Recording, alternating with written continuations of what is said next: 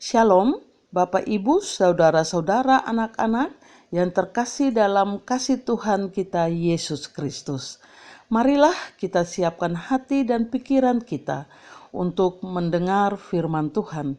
Firman Tuhan pada saat ini terambil dari kitab Hakim-Hakim pasalnya yang ke-7 ayat 15 sampai dengan ayatnya yang ke-25. Hakim-Hakim pasal 7 ayat 15 sampai dengan 25 dengan tema kerjasama berbuah manis. Tetapi sebelum kita membaca dan mendengarkan firman Tuhan, marilah kita berdoa, mohon tuntunan kuasa Roh Kudus dalam pembacaan dan pemberitaan. Kita berdoa. Terpujilah Allah yang selalu mengasihi, menyertai dan memberkati kami. Saat ini kami mau membaca dan mendengarkan firman-Mu. Urapilah kami dengan kuasa Roh Kudus-Mu dan berbicaralah bagi kami, sebab kami sudah siap mendengar. Di dalam nama Tuhan Yesus Kristus, firman yang hidup, kami berdoa. Amin. Saya akan membacakan bagian firman Tuhan ini bagi kita semua. Hakim-Hakim pasalnya yang ke-7 ayat 15 sampai dengan ayatnya yang ke-25 berkata, segera sesudah Gideon mendengar mimpi itu, diceritakan dengan maknanya, sujudlah ia menyembah.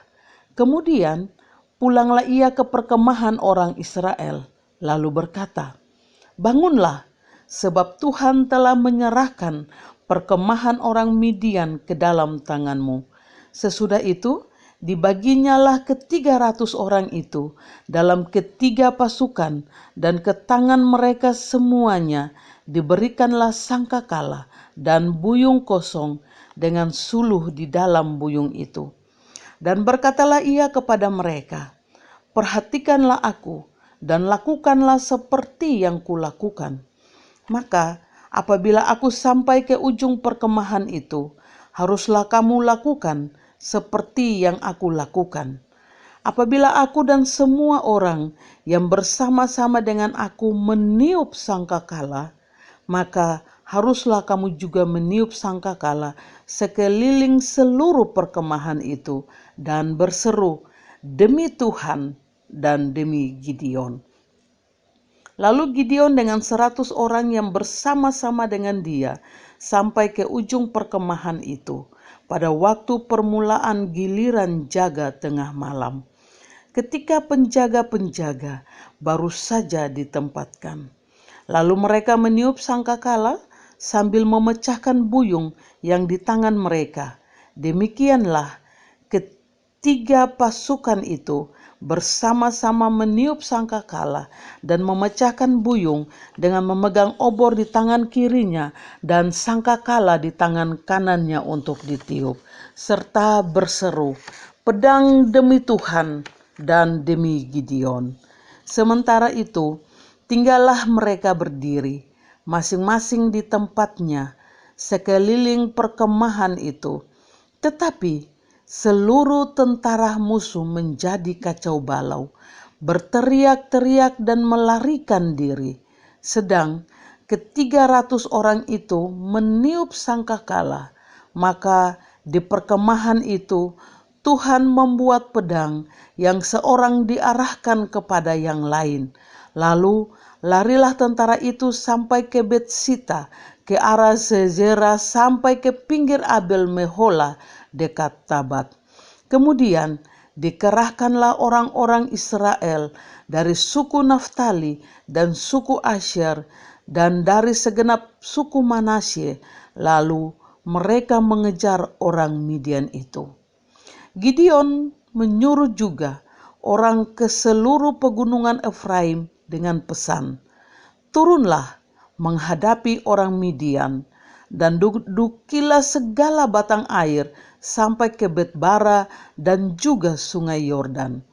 Maka semua orang Efraim dikerahkan, lalu mereka menduduki segala batang air sampai ke Betbara, juga sungai Yordan. Mereka berhasil menawan 2 raja Midian, yakni Oreb dan Zeb. Oreb dibunuh di gunung batu Oreb, dan Zeb dibunuh dalam tempat pemerasan anggur Zeb. Mereka mengejar orang Midian itu. Lalu mereka membawa kepada kepala Oreb dan kepala Zeb kepada Gideon di seberang sungai Yordan. Demikianlah firman Tuhan. Yang berbahagia bukan saja kita yang membaca, yang mendengar, tetapi kita yang mau melakukannya dalam hidup beriman kita setiap hari. Terpujilah nama Tuhan. Bapak, Ibu, saudara-saudara, anak-anak yang dikasihi dalam kasih Tuhan kita Yesus Kristus. Bhinneka Tunggal Ika berarti bersatu kita teguh, bercerai kita runtuh. Atau sendiri kita adalah setetes air, bersama kita adalah lautan. Kutipan-kutipan ini mengandung makna yang sangat dalam dan berbicara tentang kekuatan, kemampuan, kehebatan, kesuksesan, kemenangan yang bisa diperoleh apabila kita ada dalam satu tim yang solid, tim yang sehati, dan tim yang kompak. Di sini kita tidak bisa katakan bahwa saya tidak butuh kamu. Saya bisa melakukan semuanya sendiri. Saya lebih hebat dari kamu dan sebagainya, yang selalu mengagungkan diri sendiri. Tetapi yang harus diingat adalah bahwa kita semua adalah makhluk sosial. Pasti kita akan membutuhkan orang lain dalam aktivitas kita sehari-hari. Ketika kita ada dalam satu tim atau persekutuan yang memiliki semangat, visi dan misi yang sama, pasti kita akan dengan cepat dan mudah mencapai tujuan bersama. Apalagi jika kita melibatkan Tuhan dalam setiap perencanaan kita. Inilah Bapak Ibu, saudara-saudara, anak-anak, adik-adik yang dialami oleh bangsa Israel di bawah kepemimpinan Gideon. Gideon berarti penebang atau pemukul. Ia hidup pada masa yang sukar di mana bangsa Israel ditindas hingga melarat oleh orang Midian dan orang Amalek. Di tengah-tengah situasi bangsa Israel inilah Tuhan memilih dan mengutus Gideon untuk membebaskan Israel. Kita bisa baca dalam Hakim-Hakim pasalnya yang ke-6, ayatnya yang ke-15. Tentunya Gideon sangat paham dengan situasi ini. Ia menolak pada mulanya dan ia merasa tidak pantas dan tidak mampu. Namun Tuhan meyakinkannya dengan memberi tanda-tanda yang ajaib, seperti daging dan roti yang habis dilalap api, bulu domba yang basah di tanah yang kering, dan sebagainya. Inilah cara Tuhan bekerja. Ia tidak pernah salah dalam memilih hamba-hambanya. Ketika ia mau memakai dan menolong kita, maka ia akan lakukan sampai tuntas. Ia tidak akan membiarkan kita dipermalukan. Mari Bapak Ibu, saudara-saudara, anak-anak, kita perhatikan apa yang dilakukan Gideon ketika Tuhan memanggilnya. Yang pertama, ia sujud menyembah. Ia sangat menghormati kasih dan perintah Tuhan. Ia menyadari bahwa bersama Tuhan ia sanggup melakukan perkara-perkara besar. Bersama Tuhan ia akan menemui kemenangan atas orang Midian. Ia sujud, berarti ia menyerahkan hidupnya di bawah kendali Tuhan. Dan ia beriman pada janji kemenangan yang Tuhan berikan melalui mimpi salah seorang prajurit Midian. Dan yang kedua, ia langsung bertindak. Ia langsung bekerja. Ia mengatur strategi yang matang dengan pasukannya. Ia bukan saja memberikan instruksi, bukan saja ia memberikan perintah, ia memberi teladan dan memberi arahan supaya semua pasukan melakukan seperti apa yang ia lakukan. Bisa kita baca pada ayatnya yang ke-17 berkata, "Perhatikanlah aku dan lakukanlah seperti yang aku lakukan."